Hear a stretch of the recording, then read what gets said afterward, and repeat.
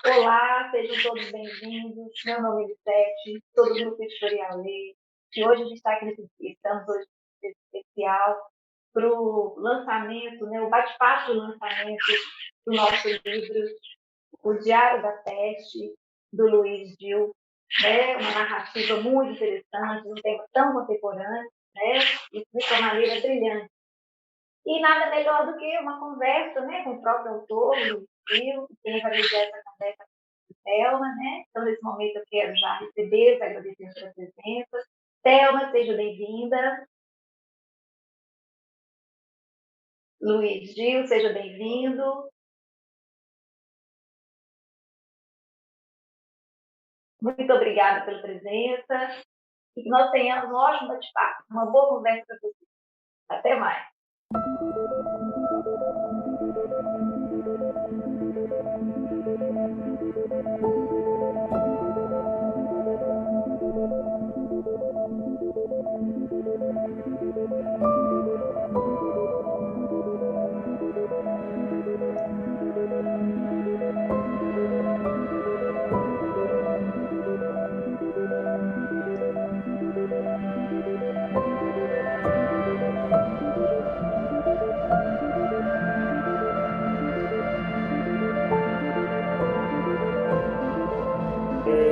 Luiz, é um prazer enorme estar aqui com você para fazer essa conversa hoje, em nome da editora Abacate, né, para falar um pouco sobre seu último livro, Diário da Peste. Mas antes da gente entrar numa conversa em que você vai apresentar alguns aspectos do livro, a gente gostaria de saber assim, algumas curiosidades, né, que todo leitor tem em relação ao autor, né? Você, como qualquer autor, né, tem uma vida, uma história. E eu queria que você falasse para mim um pouco quem é o Luiz Gil, né? Além do escritor, quem é esse homem que escreve tanto, né, gente, que tem uma literatura tão pródiga. Então, fala para a gente um pouquinho da sua biografia. Claro, Thelma, um prazer falar contigo também, com quem nos acompanha.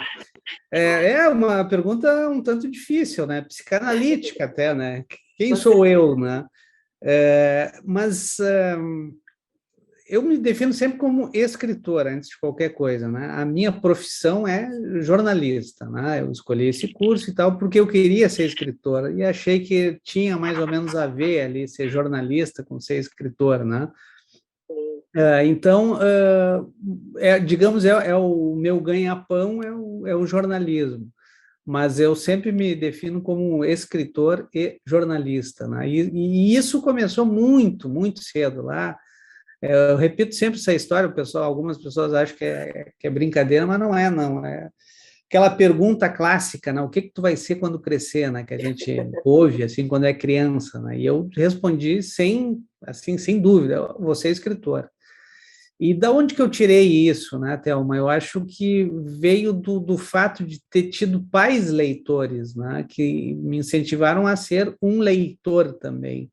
Então, puxa, eu acho que ali eu já passei a me encantar com a literatura, com os livros, e eu acho que naturalmente eu dei essa resposta, quero ser escritor e tal. E desde então é o que eu estou tentando fazer, né? Que eu venho lutando para fazer. Como escritor, tecnicamente falando, eu comecei lá em 1990, né? Então já são mais de 30 anos, mais de 60 livros publicados.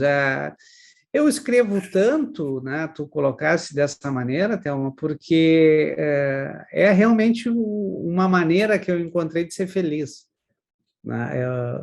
Muitas vezes também, em encontros com leitores, me perguntam, mas por que tu escreve?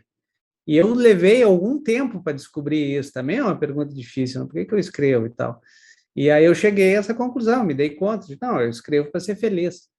Então é o que eu faço e vou continuar fazendo. Do jornalismo é provável que eu me aposente, agora da literatura não. Tomara que não, a gente quer ainda ler muita coisa que você vai escrever, né? Interessante essa sua menção aí aos pais leitores, né? É muito importante que a gente tenha em casa exemplos que vão ajudar a fomentar em nós ser leitores, né? Eu não venho de uma família de pais leitores assim, porque meu pai ele fez aquele projeto Mobral, e é interessante que ele lia faroeste. E minhas tias liam fotonovela, meu irmão revista em quadrinhos, e não tinha texto para mim. Então, eu lia clandestinamente os textos deles, antes de ler, na verdade, né? Com 4 anos, eu comecei a querer ler e ninguém me dava acesso. Então, eu clandestinamente buscava e depois, por um ato fatídico, eu aprendi a ler quase que espontaneamente, né? Então, muito cedo eu lia esse material. Ou então, pedaços de jornal que vinha com barra de sabão, que vinha com bombril enrolado, que eu ia na mercearia comprar para os meus pais. Então, assim, se essa cena, né, na minha família foi potente para fazer de mim a leitora que eu sou hoje e também a pretensa escritora, eu acho que é muito importante, né, a presença dos pais como leitores. E os pais como leitores, me parece que eles não vão funcionar somente para potencializar nos filhos futuros leitores, mas também escritores, né? Como eu acho que é o que aconteceu com você, não é isso? Exato. Agora, o interessante é que quando eu comecei ali já na pré-adolescência a produzir os meus textos, eu não mostrava para ninguém. Isso era uma coisa que eu tinha como um segredo. Para tu teres uma ideia, os meus pais ficaram sabendo que eu estava escrevendo, que eu queria mesmo, de verdade, ser escritor, quando eu apareci na casa deles com o contrato do meu primeiro livro. Foi um choque, realmente, porque eu não contava para ninguém, era uma coisa que eu desenvolvia em segredo, uma bobagem minha da época, né? Mas que, bem, foi assim que ocorreu, né? Talvez eu não quisesse que alguém pudesse dar uma opinião contrária, olha, não vai fazer isso, não vai ganhar dinheiro e tal, né? Porque realmente era o que eu perseguia, né? E é o que eu realmente quero fazer na minha vida, né? Então, foi uma coisa que ficou em segredo aí, claro, eles adoraram tudo, né? Mas a ideia deles, assim, sempre foi essa, de que seria importante para mim ser um leitor, independente da opção que eu fosse escolher, não é? Para fazer na vida, né? E o mesmo se deu com meu irmão também, que é um pouco mais velho que eu, a mesma coisa também, é um grande leitor. Até depois que eu comecei a lançar livros, ele já lançou uns 2 ou 3 também, a minha mãe também, mas depois de mim. Você foi pioneiro, né? Isso. Então, é muito interessante pensar também, agora um pouco fora do seu núcleo familiar, que o gesto dos seus pais, ele reverberou de tal maneira que levou você a contribuir com milhões de leitores. Eu digo milhões porque, assim, não é possível pensar num leitor de um único livro seu, afinal de contas, você tem em torno de 60 livros publicados, né? E, com certeza, esses livros foram lidos na escola, foram lidos por leitores em casa, né? Com leitores dos mais diferentes perfis, né? E isso é muito importante, quer dizer, um gesto, às vezes, lá no passado, ele tem consequências futuras muito potentes, né? Tanto para o bem quanto para o mal. No seu caso, seus pais, né, estão de parabéns pelo que eles fizeram, pelo que eles conseguiram contribuir para a nossa formação leitora enquanto brasileiros, né? Porque a gente precisa que os escritores escrevam, tenham ideias, histórias para contar, para chegar até a gente. Daí eu gostaria de que você falasse um pouquinho sobre as suas obras publicadas, se tem uma que você gosta mais, uma que fez muito sucesso, alguma que foi traduzida em outra linguagem, como que a sua obra circula, né, pelo Brasil, pelo mundo? Pois é, Thelma, é interessante, porque eu nunca pensei em escrever para jovens, nunca foi plano meu isso, né? Isso aconteceu. Não vou dizer que por acaso, não sei se foi por acaso, se foi alguma coisa do destino, foi apenas algo que aconteceu, né? Ocorre que eu escrevia os meus textos, assim, a princípio para público adulto, né? E levei um que eu achei que ficou melhor, eu levei para uma editora. À época não tinha internet, não tinha computador, era tudo datilografado. Os meus primeiros livros todos foram datilografados, né? E aí tu botava embaixo do braço e ia bater na porta das editoras para ver se alguém se interessava em te receber e ler ali o teu material, né? Aquela pilha de papel. E eu levei numa dessas editoras e eles gostaram bastante me deram um retorno positivo, né? Só que eles explicaram que não estavam publicando para público adulto. E aí me perguntaram se eu não topava participar de uma coleção que eles tinham, que era para público juvenil. E eu digo, puxa, mas eu nunca pensei, né, em escrever para esse público e tal. Mas achei um desafio interessante, assim, e digo, olha, vou tentar, né? E aí pensei, e aí começou, né? E aí o livro foi publicado e deu super certo. Logo o primeiro livro vendeu bastante. E aí me pediram um segundo livro, que também funcionou, e aí me pediram um terceiro livro, que também funcionou. E esses livros, inclusive, eles estão no mercado até hoje. Tem muito autor que diz assim, bah, não posso nem ouvir falar dos meus primeiros livros e tal, aquilo lá foi um erro. Os meus estão aí, né? Até hoje, né? Estão no mercado. Então, aí eu comecei também a receber encomendas de editoras, né? E aí, fora desse ambiente do Rio Grande do Sul, né? Muita editora de São Paulo começou a me procurar, do Paraná, de Minas, enfim, do Rio, né? Começou a crescer esse leque, né? Muitas vezes as pessoas me associam a esse tipo de literatura pelo volume, né? Mas, na verdade, desses 60 e poucos livros, nem todos são para público jovem, né? Eu tenho livro, por exemplo, para os pequenos, né? Que também me pediram, tu não tem nenhum texto infantil aí e tal.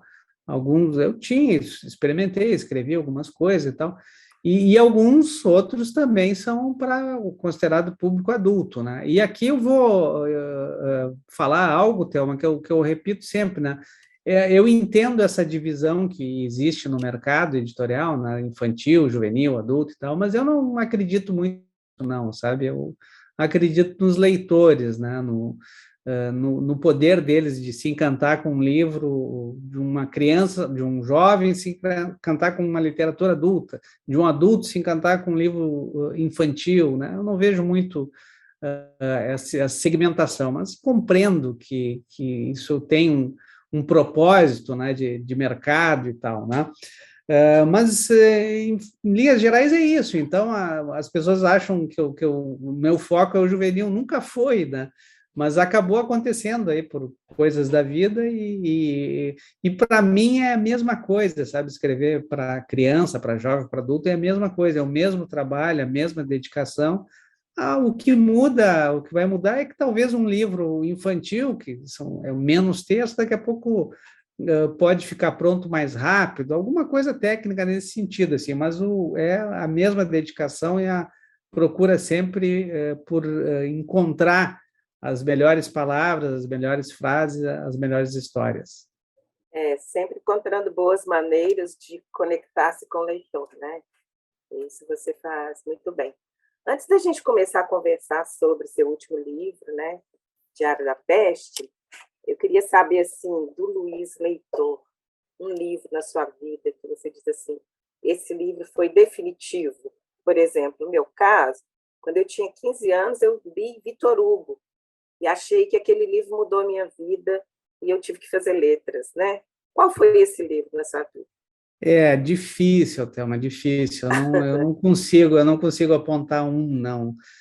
Por exemplo, lá na minha infância me chamou muito a atenção Cecília Meirelles, por exemplo, né? Os poemas ali infantis, né? No último andar é lá que eu quero morar, né? E à época eu morava no último andar, num edifíciozinho pequeno, imagina um encantamento meu, né?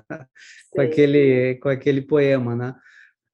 Mas é difícil assim apontar um, eu não tenho, tem vários autores, vários livros, por exemplo, aqui do Rio Grande do Sul, Érico Veríssimo, né? Ele tem um livro que esse me marcou muito, eu gosto sempre de citar, um livro a princípio para jovens, né, As Aventuras de Tibiquera, que é um livro mágico, assim, fantástico, e eu reli esse livro depois adulto, né, pensando assim, tá, ok, né, quando eu era criança lá me encantou, agora adulto, assim, né, não vai ser a mesma coisa, foi igual, a sensação é a mesma, assim, de encantamento, né, com aquele livro. E, bom, tem Mário Quintana também, que sempre foi... Mário Quintana eu lia no jornal, sabe, na coluna dele, do Caderno H, que em Porto Alegre saía no Correio do Povo. Puxa, eu me debruçava ali, era o Standard, né, o Correio, era um correião, assim, então eu pequenininho ali, debruçado no Mário Quintana, nos textos dele. Então tem muita gente assim que contribuiu, que me encantou, que tem lugar assim nos meus afetos e também foi decisivo, né? Foram decisivos para me tornar um leitor de fato e eventualmente um escritor. Legal. Eu gosto demais do Quintana e sempre que eu preciso eu chamo Lili para voar no carrinho comigo, né? Lili é uma figura muito forte na poesia dele. Então, Luiz, vamos falar um pouquinho agora de Diário da Peste, né? Uhum. Eu fiquei aqui, quando estava lendo o manuscrito, né, e depois relendo o livro, uma pergunta sempre assim, ressoando, né? Por que escrever sobre um tema tão contemporâneo, né? Que está ainda na ordem do dia, né? Você está falando de uma pandemia que, naquele momento, parece que tinha uma data assim, marcada para terminar. A gente pensava, não, daqui 2 meses, daqui 3 meses, daqui 5. Já são quase 2 anos, né, que nós estamos aí vivendo essa experiência, inclusive, né, com quase 600 mil mortos no país.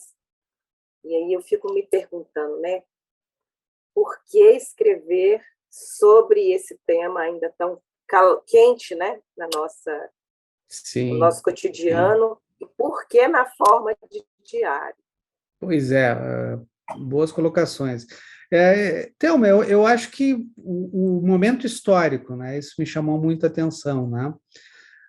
Eu gosto muito de história, eu gosto muito de até alguns livros, meus livros para público adulto mais recentes, eles têm a ver com histórias, né? São ambientados no século XX, né? Então, logo que começou isso tudo, eu não tive dúvida que era algo que para a história da humanidade, né? Tu falas aí nesse número de pessoas mortas no Brasil, são milhões no mundo, né? Quer dizer, ninguém escapou, né? Todo mundo acabou sendo atingido de uma maneira ou de outra, né? Então, puxa, era um momento histórico. Claro, talvez o melhor fosse esperar isso passar, ainda que demorasse 2, 3 anos, sei lá, e ninguém tinha esse número, como tu falou, né? Todo mundo dizia, daqui a 2, 3 meses termina, e agora parece que está chegando no fim, mas eu já não arrisco mais, né? Então, era realmente, talvez esperar passar isso para tu ter um olhar distanciado, poderia ser uma alternativa bem interessante, mas eu quis justamente pegar o momento em que as coisas estavam acontecendo, né? No início. Então, a forma do diário ela surgiu praticamente ao mesmo tempo, né? Eu digo, puxa, será que eu não consigo bolar um livro a respeito disso que está acontecendo aqui?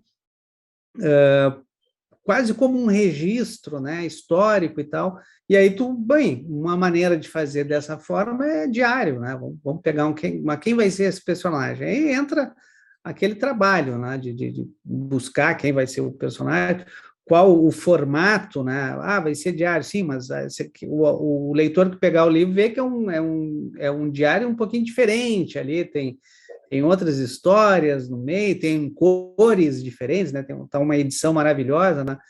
Então eu pensei, e eu fui escrevendo também o livro dia a dia, quase como se tivesse sido um diário meu, né? Da minha parte, o que eu esperava fazer, né? Pegar as notícias do dia, né? E aí, a partir delas, escrever a história, né? As coisas foram caminhando assim, a ficção e a realidade eu tentei colocar num mesmo ponto, uni-las, né? E às vezes elas se confundem, assim, e aquela quantidade enorme de informação que todo mundo recebia, até porque ainda não se sabe direito, não se conhece bem isso tudo, né, que está acontecendo, que aconteceu. Então era muita informação desencontrada, coisa, boato, e, né, vai terminar o mundo e não sei o quê. Então eu procurei fazer isso, né, usar esse momento assim nas mãos, né, na cabeça, na mente de um jovem. E aí experimentei, eu senti mais ou menos qual seria o tom, né, dessa narrativa, e fui experimentando, porque às vezes, pelo menos para mim, tu precisa experimentar para ver se aquele é o tom que te agrada, aquele ritmo está correto e tal.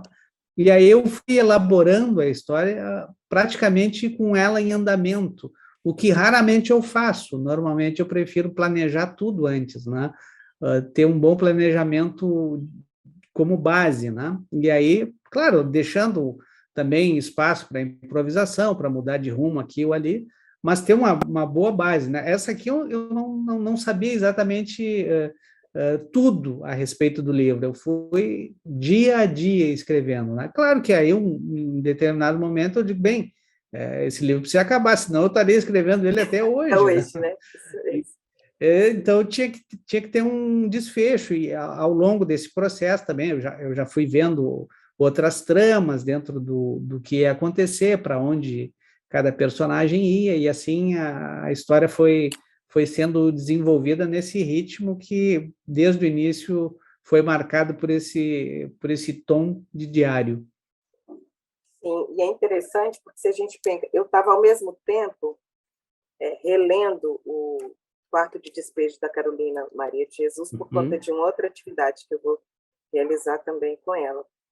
E daí a gente percebe, né, a diferença, assim, no tempo de Carolina, o que ela tinha acesso, né, na década de 50, ela não tinha acesso além de ela não ter acesso material às coisas, né, o acesso ao mundo se dava por outros meios. E aqui nesse livro, né, você mostra para a gente, principalmente porque está tratando da vida de um adolescente de classe média alta, que tem acesso a tudo que é possível, que vai ajudar a fazer a transição, não a transição, a passagem, né? Fazer com que o tempo passe menos doloridamente, né? Mas ele também não está isento de viver, né? Essa experiência fatídica que vai acontecer com ele, né? Em relação aí ao embate político entre o pai e o vizinho, né? Então, assim, escrever, né, juntando todas essas experiências, que aí você fala dos livros que ele leu, o pai tem uma biblioteca, dos filmes e séries que ele assiste, né, por StreamYard, dos contatos que ele tem, ele conversa com os amigos próximos, com os amigos parentes distantes, né, ele consegue se conectar e estar ao mesmo tempo seguro, né? Então, é um livro que fala de uma posição, de uma personagem numa posição bastante privilegiada, né? O que é muito diferente, a gente vai ver para todo o restante do país. E aí eu fiquei me perguntando como que foi juntar tudo isso, né? Você já tinha assistido a todos esses filmes, ou você estava assistindo às séries, aos filmes, relendo os livros, né? Ao mesmo tempo, e o livro também ele é muito marcado, eu acho que mais do que em relação ao Érico Veríssimo, o livro é muito marcado pela presença do Rubem Fonseca, né? E é claro que o Rubem Fonseca está morrendo, ele morre, né? Assim, mais ou menos nessa mesma época, é um escritor muito importante para a gente, mas ele tem uma marca muito, muito, muito singular, né? Que é a marca da violência.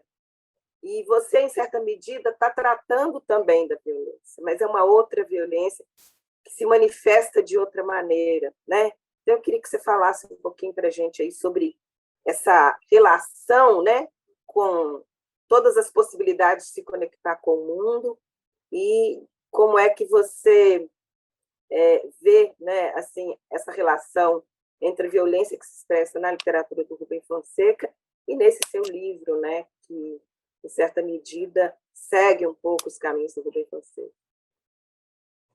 Eu acho ele um autor importantíssimo também, é um daqueles que eu poderia citar tranquilamente, né? Até porque eu gosto muito de literatura policial, né?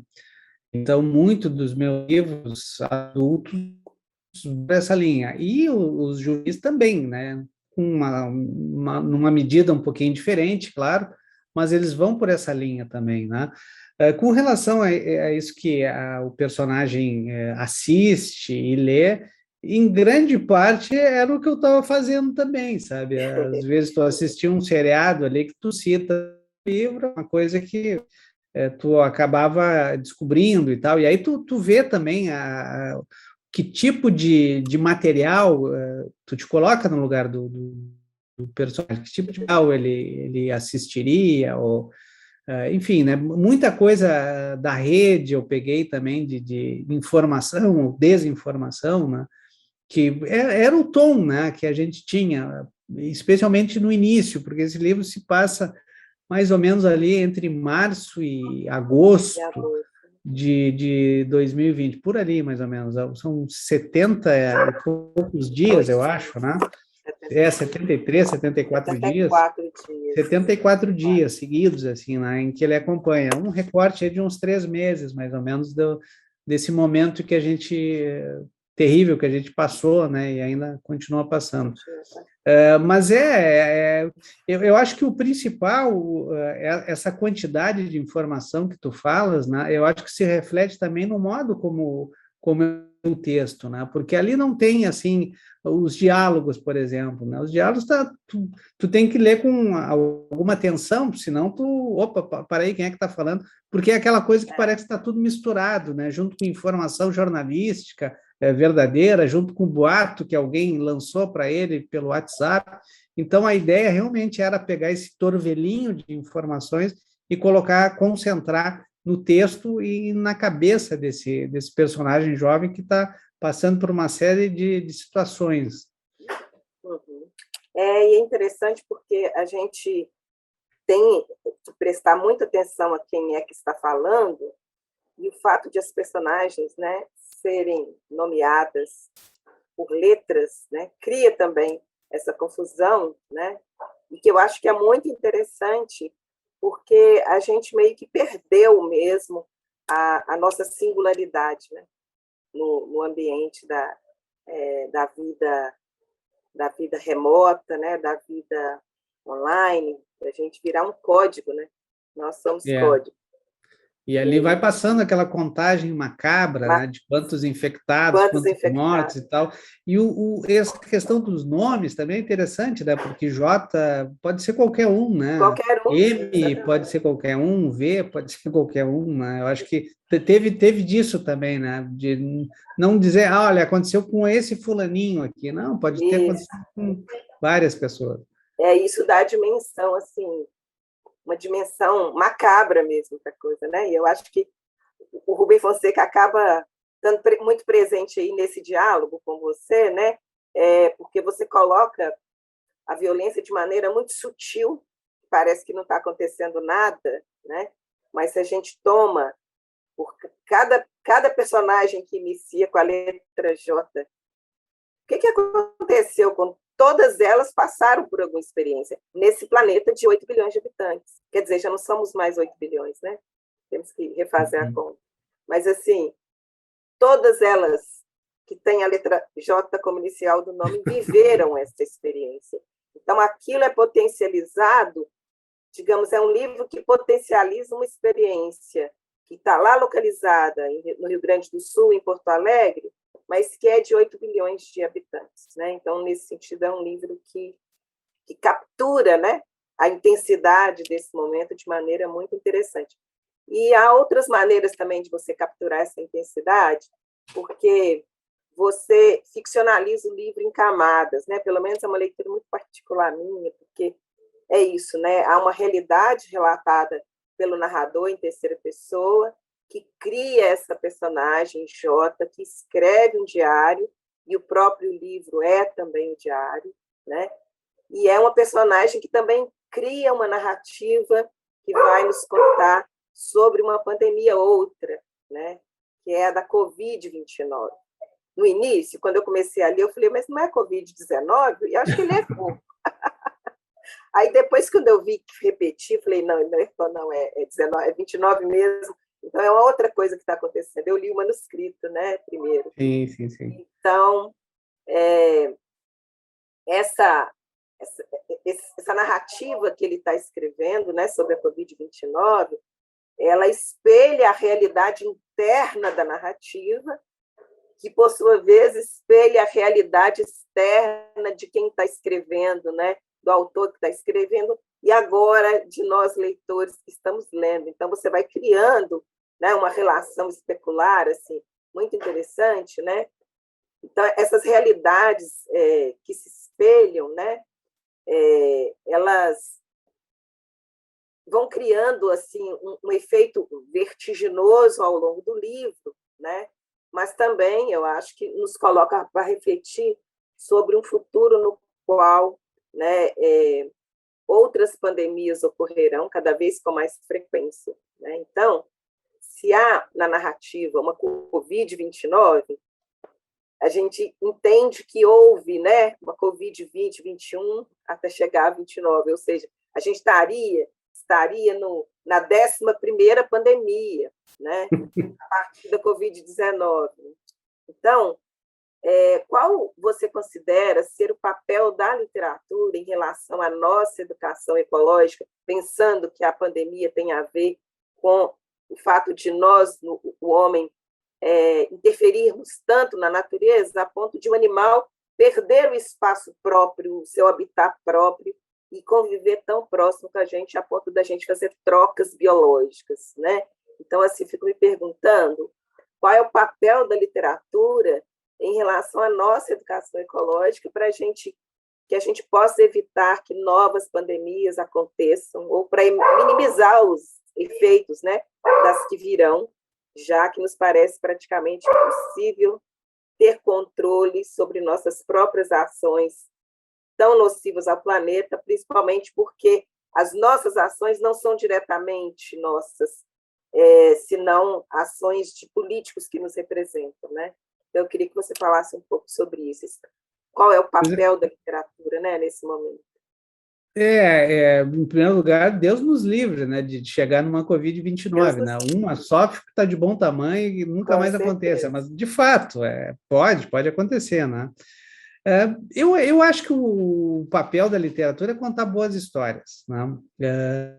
Eu não acredito muito assim num papel de regramento, de indicar caminhos, de alguma lição de moral. Não acredito muito nisso, não. Eu gosto de pensar em literatura como uma fonte de boas histórias, né? É evidente que dentro dessas boas histórias tu pode discutir um assunto, tu pode tratar de um tema, citar-se ecologia, sem dúvida, né? A gente pode pensar nisso, né? A gente pode fazer o exercício que o menino faz, né, que o Jota faz, é o exercício da ficção científica, né, que ele cria ali uma história dentro da história, né, em termos de ficção científica, espelhando a própria realidade e fazendo uma projeção do que pode vir a acontecer, né? Mas eu vejo dessa forma, assim, eu acho que a literatura, ela se presta muito a isso que tu falaste, sem dúvida, né, de talvez indicar caminhos ou fazer alertas, ok, né, não há problema nenhum, mas eu acho que na essência, né, eu acho que a literatura ela tem que ter um compromisso com uma história boa e bem escrita, né, com o comprometimento do autor, com um trabalho árduo, com um trabalho duro, né? Eu vejo dessa forma, né? Bom, e também, Thelma, é importante falar dessa questão da política, por exemplo, né, que aparece no Diário da Peste, né? Como até o Léo Cunha fala ali no texto dele, né? Sobra para todo mundo, né? Pancada para todo mundo. Quer dizer, eu não estou tentando indicar um caminho, olha, para esse lado aqui é melhor ou para esse é melhor. Não, a gente vive e vivia, sobretudo ano de 2020, uma polarização muito acentuada, até em função da questão da Covid, da pandemia. Então, tem isso aparece como um registro do livro, mas, assim, de uma forma que eu procurei ser bem isento, assim, sobra realmente para todo mundo, né? Tem crítica para lá, crítica para cá, porque eu acho que, até porque eu acho isso é uma forma muito simplória da gente encarar o mundo, né? O fulano é feioso, o fulano é bonitinho, ou vice-versa. É muito mais do que isso, né? A gente acho que não pode ficar só nessas questões, né? E com relação a isso que tu falaste, Thelma, de governantes e tal, relacionando a ecologia, eu lembro sempre de uma coisa assim que eu não me lembro agora onde eu li isso. Eu li num jornal, eu acho que muitas vezes, especialmente os governantes da Europa, né? Eles adoram querer governar o Brasil, né? À Sim, o distância. mundo, né? E aí a gente pensa assim que eles foram responsáveis por uma devastação enorme, né? No continente deles, né? Eles foram responsáveis por uma poluição enorme no continente deles. Agora eles olham para nós, né? Vocês têm que preservar, só um pouquinho, né? Vamos reconhecer também que vocês têm uma parcela de culpa enorme nisso aí Enorme, com tudo, né? certeza. Por exemplo, a China é o país que mais polui no mundo, né? Quer dizer, e ninguém fala nada da China. Pô, só um pouquinho, calma, não é só o Brasil também que pode levar essa culpa, né? Com certeza que não, né? Então, eu tinha preparado aqui uma outra questão que tocava já nessas questões políticas, porque né, o livro, como ele vai acompanhando o dia a dia do Brasil, né? Ali no início de 2020, e as questões políticas se acirraram muito, mas elas vêm acontecendo, né? Já de algum tempo. Se a gente pudesse fazer um retorno, 2013 é um marco importante dessa polarização, né, que foi se acentuando, e quando a gente chega, né, em 2020, a gente tem aí a questão da Covid-19, que vai colocar, né, a gestão dos políticos do Brasil à prova, né? Não é a gestão do Brasil, mas a gestão municipal, federal, estadual, quer dizer, a gestão do país à prova. Mas tem uma cena micro, uma coisa, né, bem assim pontual no livro, mas que é para mim muito importante, né? É que no final do livro o Jota ele decide não participar, né, das atividades do projeto Covida. Né? Daí eu fiquei me perguntando, o Jota tomou uma posição, ou você acha que o não assumir, não querer participar do projeto seria uma forma de se isentar? Boa colocação, Thelma. Eu deixo sempre isso para o leitor, né? Sempre para o leitor. Eu costumo dizer que eu só escrevi o livro, tá? Quem vai dar vida para o livro é o leitor, né? Então, o leitor vai levar, vai entender o livro de alguma maneira, assim, o outro vai entender um pouquinho diferente. Eu acho que nesse ponto específico que tu pegas, eu acho que tem mais a ver. Eu nem te diria que é mais uma questão política, sabe, dele. Eu acho que é uma decepção, talvez, né, com as colegas, né, que bolaram esse plano de ajuda, né, que é uma coisa também que se viu muito, né, ao longo de 2020, 2021, né, vamos ser solidários, vamos ajudar isso, e me parece que ele identificou ali, nas colegas, algo um tanto oportunista, assim, que não tinha tanto um fundo assim de realmente ajudar alguém, mas sim aparecer na foto, né, ganhar seguidores, né, nas redes sociais e tal. Eu iria por esse lado. Eu acho que talvez tenha sido uma tomada de posição até de amadurecimento, né? E um afastamento, de certa forma, com relação a essas meninas, uma delas, inclusive, por quem ele gostava, tinha uma atração e tal, mas aí eu acho que lá pelas tantas ele começa a se afastar disso, né?